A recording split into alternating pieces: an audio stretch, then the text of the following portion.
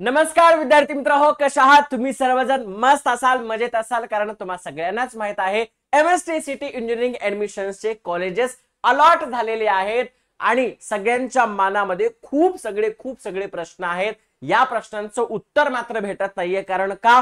प्रत्येक युट्यूबर वेगवेगळ्या गोष्टी सांगतो, प्रत्येक टीचर वेगवेगळ्या गोष्टी सांगतो, काउन्सिलर कॉल उचलत नाहीये, आपल्याला कोणत्या गोष्टी माहित नाही येतात आणि नेमकं प्रश्न काय आहे, प्रश्न काय करायचा? कारण फक्त 3 दिवस आपल्याकडे शिल्लक राहिलेले आहेत. 31 तारखेला कॉलेज अलॉटमेंट झाले, 1 तारीख, आज 2 तारीख आहे आणि उद्याचा शेवटचा दिवस आपल्याकडे अवेलेबल आहे.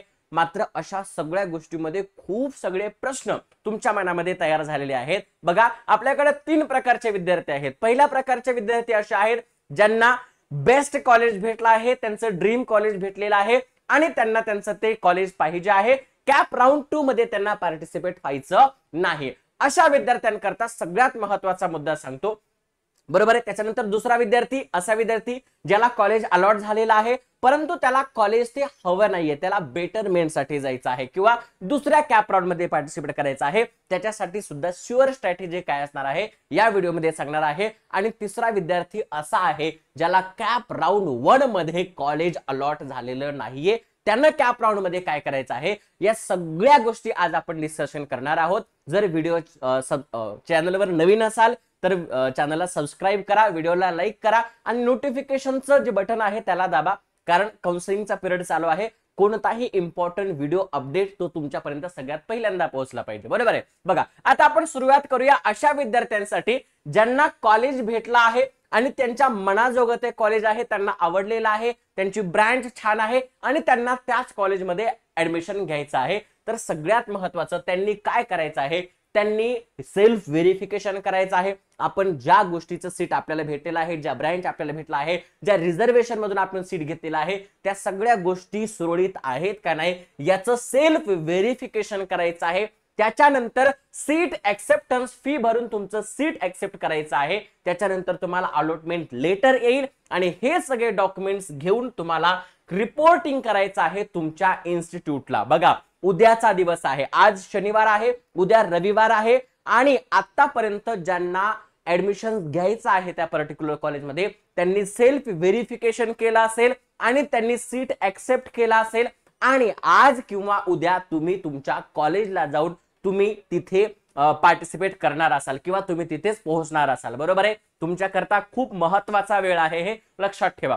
बऱ्याच विद्यार्थ्यांचा असा प्रश्न होता की सर उद्या रविवार आहे आणि रविवारी कॉलेज सुरू असतील का? येस, ऑब्विसली उद्या रविवार जरी असला तरी तुमचं ते कॉलेज सुरू असणार आहे. तुम्ही तिथे जाऊन तुमची प्रक्रिया पूर्ण करू शकता. आता येऊया दुसऱ्या टप्प्याच्या विद्यार्थ्यांवर. असे विद्यार्थी ज्यांना कॉलेज अलॉट झालेलं आहे, बरोबर आहे, पण तरी सुद्धा त्यांना दुसऱ्या कॉलेजसाठी म्हणजेच काय कॅप राऊंड 2 मध्ये पार्टिसिपेट करायचं आहे. आता सगळ्यात महत्वाची गोष्ट, तुम्हाला दुसऱ्या, तिसऱ्या, 10व्या, 100व्या कितवे क्रमांकाचं कॉलेज लागलेलं असेल तर तुम्ही बेटरमेंट साठी त्याच्या वरचे कॉलेजेस सुद्धा घेऊ शकता किंबहुना तुमची लिस्ट सुद्धा बदलू शकता. मात्र एक गोष्ट लक्षात ठेवा, लिस्ट बदलत असताना तुमच्या वरचे कॉलेजेस तर ठेवा पण तुमचं सध्याचं कॉलेज इथं ठेवू नका, नाहीतर पुन्हा तुम्हाला काय म्हणतात ते ना, जे राईज व्हायचं तेच होतं, बरोबर आहे. गेस, त्याच्यामुळे ते कॉलेज ठेवू नका. लक्षात ठेवा, आता पुढची लिस्ट बनवत असताना आपण कोणती काळजी घ्यायची आहे, तर आपण आपले ड्रीम कॉलेज तर ते टाकायचे आहेत, ब्रँचेस आपल्या टाकायच्या आहेत, परंतु आपल्या आवाक्यातले कोणते कॉलेज आहेत याचा सुद्धा नक्की विचार करायचा आहे. आता परवाच मला ओमकार नावाचा एका विद्यार्थ्याचा कॉल आला होता आणि त्याने सांगितलं की सर मला सिव्हिल साठी वायसीसी कॉलेज भेटलं आहे नागपूरचं, पण मला एसजीएस नांदेड पाहिजे कारण माझ्या घराजवळचं आहे, बरोबर आहे. मग एसजीएस नांदेड हे सिव्हिल साठी बेस्ट कॉलेज सुद्धा आहे.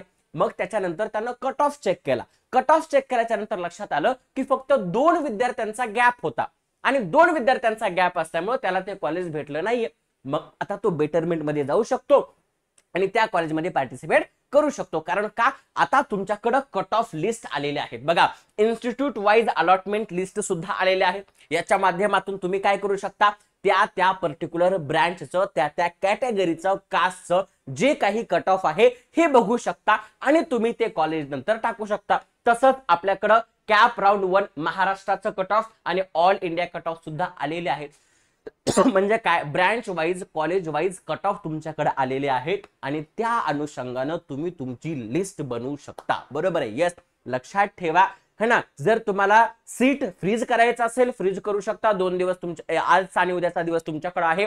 कॉलेजला जाऊन तुम्ही रिपोर्ट करू शकता. जर तुम्हाला बेटरमेंटसाठी जायचं असेल तर तुम्हाला सीट एक्सेप्टन्स फीज भरावी लागेल. येस, बेटरमेंट साठी जाऊ शकता. आणि जर नॉट फ्रीज करायचं असेल किंवा चौथ्या राऊंड पर्यंत सुद्धा तुम्ही जाऊ शकता. बरोबर आहे. ILS राऊंड्स आहेत, स्पॉट राऊंड्स आहेत. त्याच्यामुळे एक गोष्ट लक्षात ठेवा, पॅनिक होऊन जाऊ नका. प्रत्येक गोष्टीचा निर्णय घेत असताना 10दा विचार करा. हा ना, वेगवेगळ्या विद्यार्थी, इंजिनिअरिंग विद्यार्थ्यांना विचारा, तुमच्या सिनियर्सना विचारा, है ना. कारण का सध्या काउन्सिलर्स फोन उचलत नाहीयेत. बरोबर आहे. हा सगळ्यात मोठा प्रॉब्लेम्स आहे. बरोबर आहे. तुम्ही सुद्धा आमच्याशी संपर्क करू शकता. आमच्याशी संपर्क करायचं खूप सोपं माध्यम आहे. तुम्हाला डायरेक्ट कॉमेंट करायचे आहे आणि कॉमेंटचं तुम्हाला 5 मिनिटांमध्ये उत्तर भेटून जाईल. बरोबर आहे. येस, अशा गोष्टी असल्यामुळे तुम्हाला काहीही मदत असेल कॉमेंटमध्ये तुम्ही सांगू शकता. आणि शेवटचे 2 दिवस आपल्याकडे शिल्लक राहिलेले आहेत, कारण आताच 4 तारखेला तुमच्याकडे परत कॅप राऊंड 2 साठीचं प्रोव्हिजनल वॅकंट लिस्ट येणार आहे आणि त्याच्या माध्यमातून परत तुम्ही अजून कॅप राउंड 2 में पार्टिसिपेट करू शकता. कॅप राउंड 2 में बेस्ट से बेस्ट कॉलेज आपको मिलना चाहिए, यही दुआ करते हैं. पैनिक नहीं होना है, एकदम आराम से ये स्ट्रेटेजी फॉलो करनी है और कैप राउंड 2 के लिए आगे जाना है. Yes, so all the best and congratulations to all of you. So thank you so much and love you दोस्तों. जय हिंद.